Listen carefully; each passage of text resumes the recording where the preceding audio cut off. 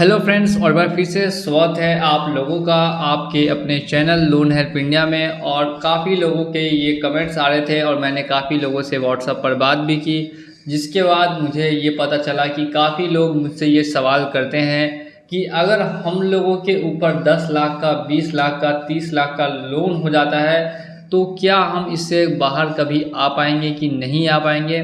तो अगर हमको लोन के इस ट्रैप से, डेब्ट ट्रैप से बाहर आना है, डेट के ट्रैप से आप भी बाहर निकलना चाहते हैं तो इस वीडियो को बिना स्किप किए पूरा लास्ट तक ज़रूर वॉच कीजिएगा दोस्तों, क्योंकि आज के इस वीडियो में मैं आपको स्टेप बाय स्टेप बताऊंगा कि किस तरह से आप लोग डेट ट्रैप से तुरंत ही बाहर आ सकते हैं। अगर आपके ऊपर 5 NBFC एप्लीकेशन का लोन है या फिर 10 NBFC एप्लीकेशन का लोन है और वो लोन का अमाउंट दिन ब दिन बढ़ते जा रहा है, जिसके साथ साथ आपकी टेंशन भी बढ़ती जा रही है और आप उससे बाहर नहीं आ पा रहे हैं, तो इस वीडियो को इन तक वॉच कीजिएगा।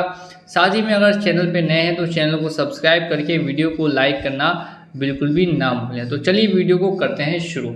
सबसे फर्स्ट में बात करेंगे कि आखिर ज़्यादातर लोग लोन ले तो लेते हैं, लेकिन सबसे बड़ी गलती क्या करते हैं कि एक लोन को क्लोज करने के लिए वो दूसरा लोन ले लेंगे, फिर उस दूसरे लोन को क्लोज करने के लिए फिर 2 और लोन ले लेंगे।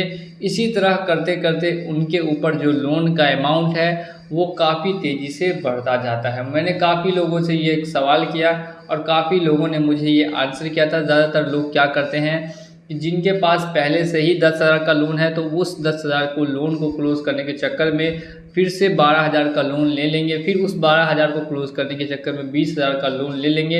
इस तरह से करते करते उनके ऊपर जो लोन का अमाउंट है वो देखते ही देखते बढ़ जाता है। तो आपको कभी भी ये गलती नहीं करनी है, और आप गलती करके फंस चुके हैं तो कैसे बाहर आएंगे वो भी मैं आज के इस वीडियो में बताऊँगा। सेकेंड के बारे में बात करते हैं।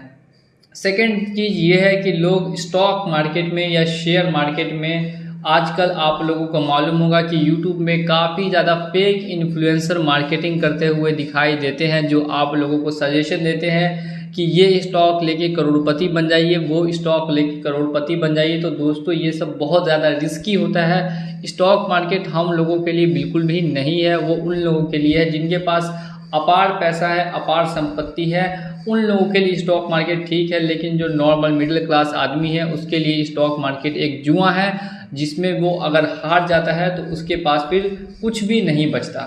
इसीलिए कभी भी स्टॉक मार्केट या शेयर मार्केट में बिना आप अपने नॉलेज के पैसा नहीं लगाया कीजिए या किसी के कहने पर पैसा नहीं लगाइए। थर्ड चीज़ जो आती है वो है बिजनेस। लोग क्या करते हैं कि बिजनेस खोलने के लिए लोन लेते हैं, जो कि सबसे गलत फैसला है। इतिहास गवाह रह चुका है इस चीज़ का कि कभी भी नए बिजनेस खोलने के लिए आपको लोन नहीं लेना चाहिए। अगर आप नया बिजनेस लोन लेकर खोलते हैं तो उसके फ्लॉप होने के चांसेस 90% तक बढ़ जाते हैं। एकदम आपने सही सुना, सिर्फ और सिर्फ 10% ही ऐसे बिजनेस हैं जो लोन लेने के बाद भी सक्सेस हो पाते हैं। इसका सबसे बड़ा मेन कारण होता है कि शुरुआती समय से ही आपको उस लोन का पेमेंट करने के लिए बार बार प्रेशर बनता है, जिसके चलते आप ज़्यादा बिजनेस पे नहीं फोकस करके लोन पे ज़्यादा फोकस करते हैं, उसके रीपेमेंट पे ज़्यादा फोकस करते हैं, जिससे ना आपका बिजनेस चल पाता है ना ही आपका लोन जमा हो पाता है। तो ये 3 सबसे बड़े मेन कारण हैं जिसकी वजह से लोग लोन के ट्रैप में फंस जाते हैं और फिर वहाँ से बाहर नहीं निकल पाते। तो मान के चलिए मैं आपको अभी एक एग्जाम्पल के तौर पे समझा रहा हूँ कि कोई एक बिजनेसमैन है जिसके पास टोटल अभी 10 लाख रुपए का लोन है और वो अब चाहता है कि ये लोन वो पेमेंट नहीं करे, लेकिन फ्यूचर में उसको इस लोन से छुटकारा भी चाहिए। तो अगर ये 10 लाख रुपए का लोन है इसके ऊपर अभी के समय में, तो उसको 6 महीने से 1 साल के बाद कंपनी की तरफ से पर्सनल लोन है तो सेटलमेंट का ऑफर मिलेगा, ये कन्फर्म बात है।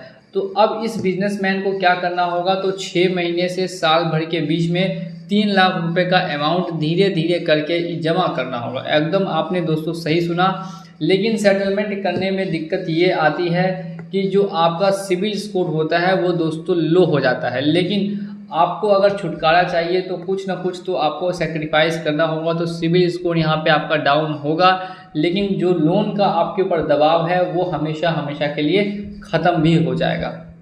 तो अगर ये 1 साल तक वेट करता है, 1 साल का टाइम ले लेता है, 1 साल बाद इसका लोन का पेमेंट करने के लिए क्या करना है कि धीरे धीरे करके पैसे जमा करने हैं 3 लाख रुपए। 30% जब पैसा जमा हो जाएगा तो उस समय उसके पास एक ऑफर लेटर आएगा कि आप 30% में अपना पैसा सेटलमेंट कर सकते हैं।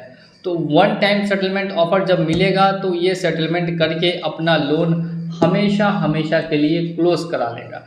अब जब भी आप लोग लोन क्लोज कराते हैं तो एनओसी लेना भूल जाते हैं, तो कभी भी आप लोग एनओसी लेना ना भूलें, जिससे कि ये पता चले कि आपका जो लोन है वो हमेशा के लिए क्लियर हो चुका है और फिर फ्यूचर में वो लोन दोबारा कभी एक्टिव ना हो पाए। इसीलिए अब कुछ लोग ऐसे होते हैं जो कि बिल्कुल ही पेमेंट नहीं कर पाते।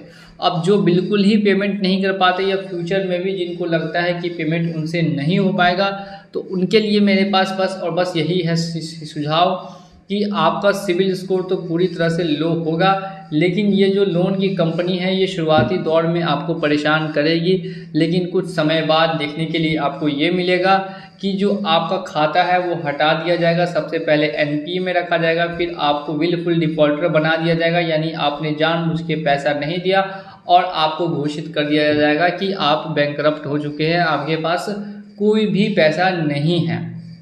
ये बात आपको पता होना चाहिए। और अगर आपको ऐसा घोषित कर दिया जाएगा तो फिर दोबारा अगर आपके बैंक अकाउंट में ज़्यादा ट्रांजैक्शन देखी जाती है या आपके नाम से ज़्यादा प्रॉपर्टी देखी जाती है तो फिर आपके ऊपर एक बार कार्रवाई की जा सकती है कि अगर आपने इस बैंक का लोन वापस नहीं दिया है या इस कंपनी का लोन वापस नहीं दिया, इसके बाद आप फ्यूचर में आप इतना बड़ा ट्रांजैक्शन करने में सक्षम नहीं हो पाएंगे।